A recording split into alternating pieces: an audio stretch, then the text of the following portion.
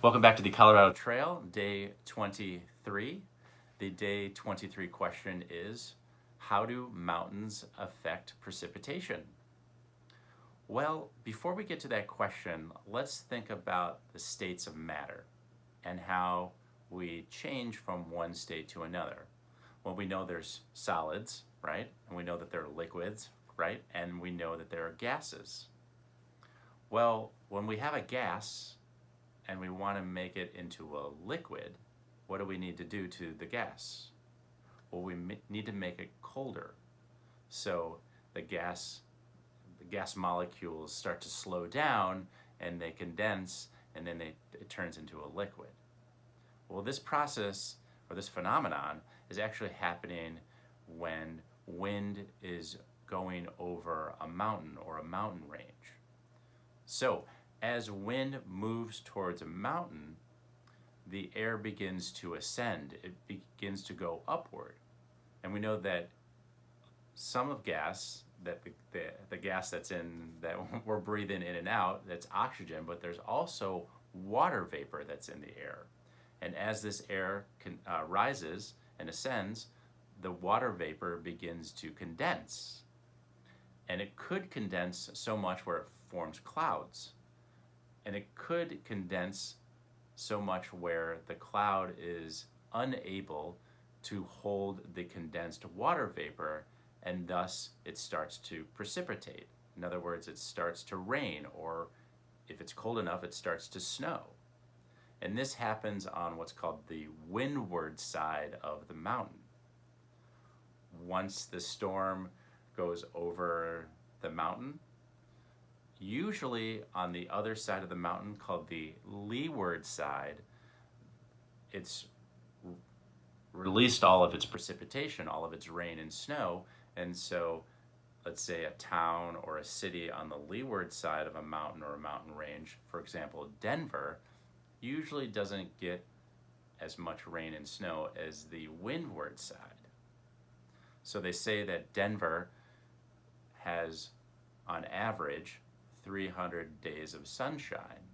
Now, I've read some different data points, and that usually, well, it's more like 250 to 275 days of sunshine throughout the year, but that's still pretty good. If we look at a map of the state of Washington, you'll see that the windward side is the western side of the Cascade Mountains, and the leeward side is on the eastern side of the Cascade Mountains, and it's much drier. So that is how mountain ranges affect precipitation. You're going to get a more wet, rainy, snowy side on the windward side, and a much drier climate on the leeward side of a mountain range. So there's a little bit of states of matter and changes between states of matter that has to do with how the temperature is affecting gas molecules that turn it into a liquid. So that answers the question of how mountains affect precipitation.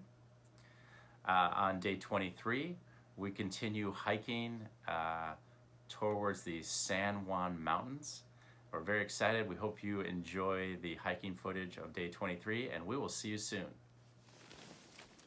So I look outside my tent today, and there's a cow.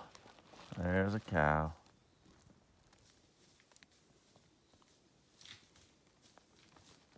There's a cow. Good morning, cow. Hey, good morning.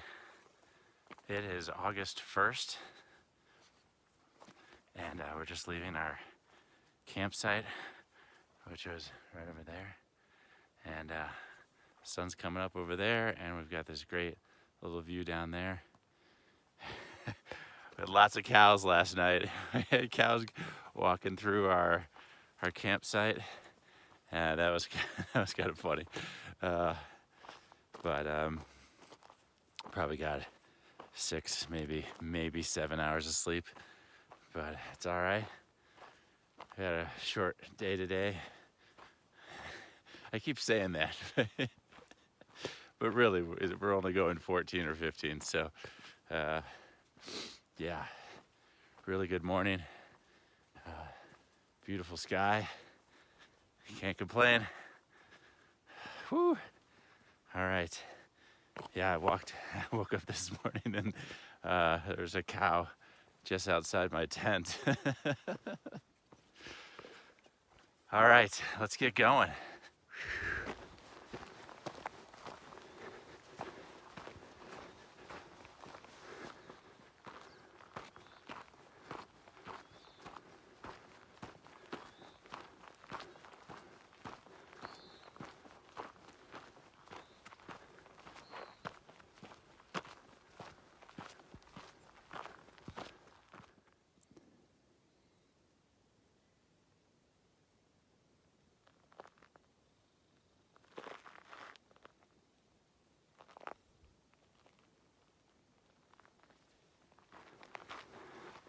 The terrain is vastly different from just yesterday and even the day before.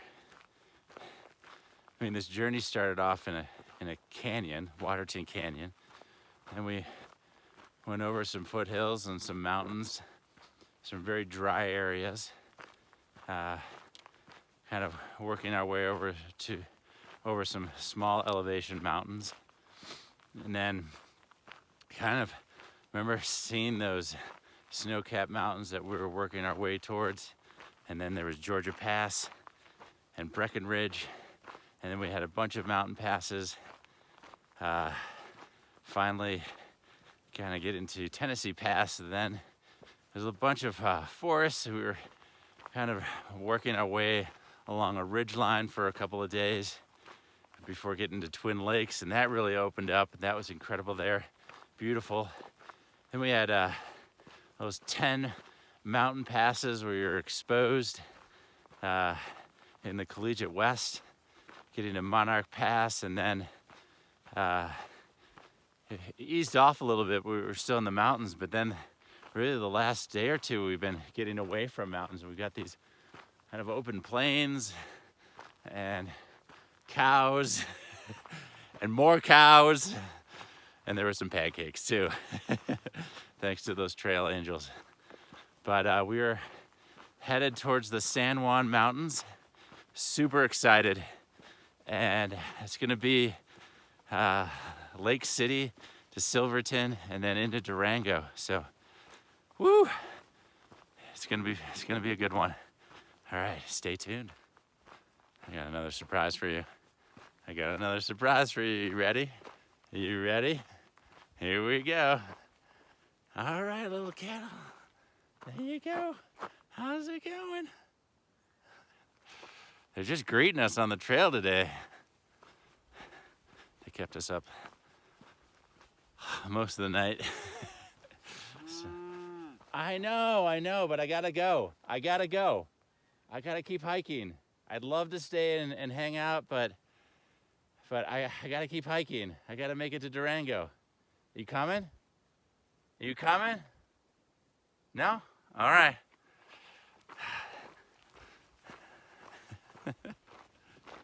Coming down to our first water stop of the day, of the morning. It's been probably about 2 miles from camp, and I'm running out of water. And afterwards, we gotta take the trail and go up over that pass right there. It's probably a little bit over a mile up. It's another 2 miles to the next water source.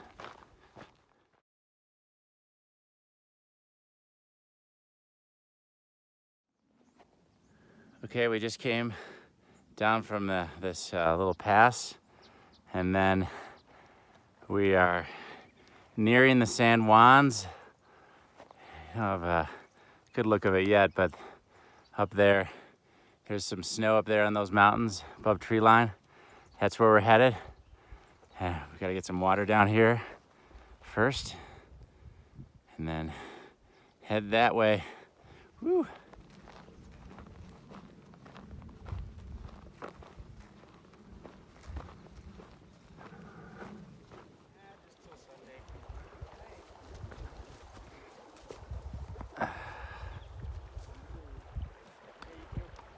get some water here.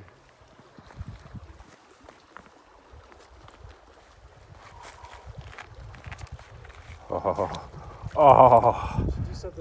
oh my goodness. Oh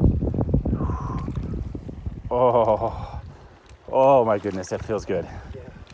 Oh, woo! Just soaking the feet and the legs. Oh my goodness.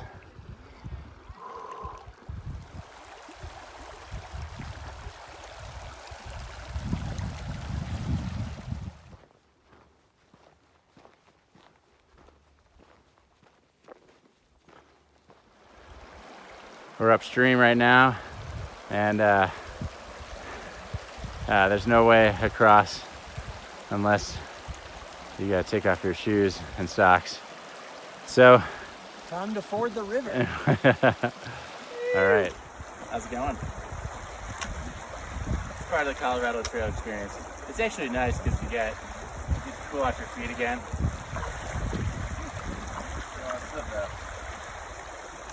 Slipping would be bad.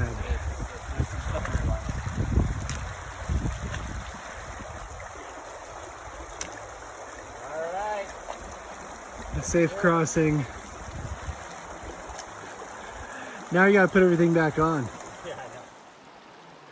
Just crossed the river, and now we're going up this little rocky staircase here.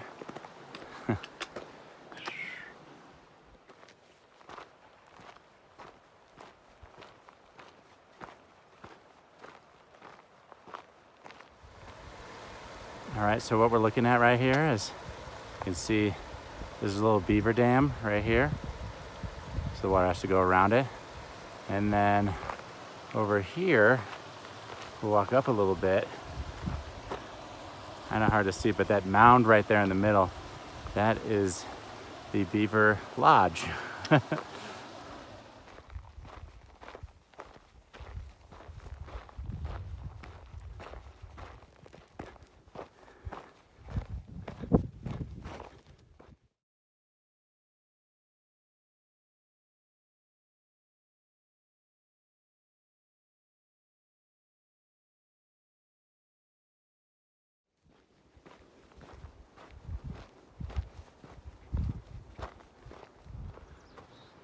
More cows. More cows. Come on. Hey, get out. Come on. Ha, ha. Ha. Come on. Come on. Come on. Get it going. Come on. Come on. Yeah. There you go.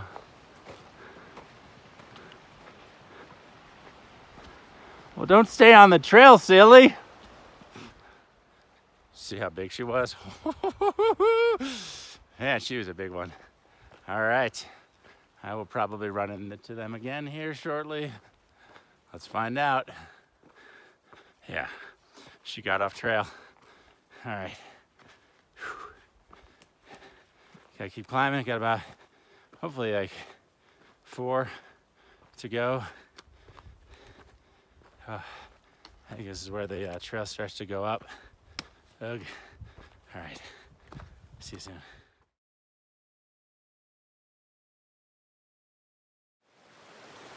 What's going on? Just got to campsite. Another crazy day where something got in me and just kept going. I was only supposed to do 14 and a half, but oh my goodness, I gotta show you the site. Did 20 miles today. We're here at this little creek. All right, so we have this creek nearby, and gotta be careful getting over it. So I know we're walking right into the sun here, but we've got some thru hikers that are camping over here. So I'll turn the camera here. There's my tent right there. There's a neighbor right there. There's another guy down there with a tarp tent. Here's another guy right here. But let me pan around. There's a tent, sorry. Check out that view. Whew. Crazy day. Crazy day. 20 miles.